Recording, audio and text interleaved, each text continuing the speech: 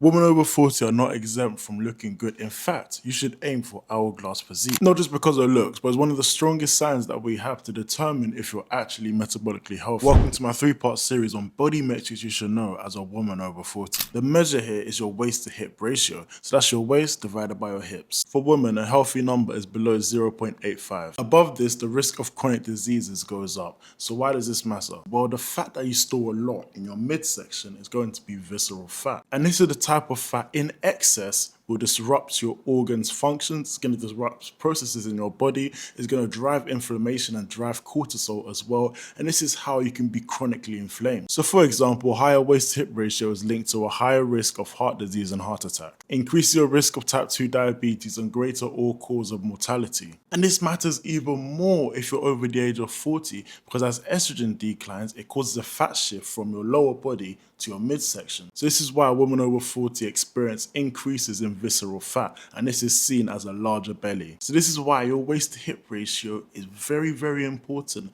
and you should be measuring this and making sure that it's not over the numbers I said. Now you can simply decrease your waist to hip ratio by just dropping your fat percentage. So if you drop your fat percentage by decreasing the amount you're consuming, i.e. calorie deficit, this is how you can control the amount of fat you're losing so you shrink your waist. Strength training will help create an illusion of a thinner waist, but it's not going to create a thinner waist. A thinner waist will only be created by you decreasing your fat levels. If you're building muscle, this is only going to sculpt your body, and this is how you can achieve a better looking hourglass physique. However, if you're losing fat, you will always achieve a thinner waist. To make the process of losing fat easier, you should be focusing on protein a lot, because it's going to help you keep you full, and it's also going to allow you to build muscle as well. So for every meal you're having, you should be having at least 30 grams of protein. Finally, you should find some sort of consistency with your lifestyle and habits. So this doesn't mean that you're trying to be perfect every single day, because health and fitness is a journey.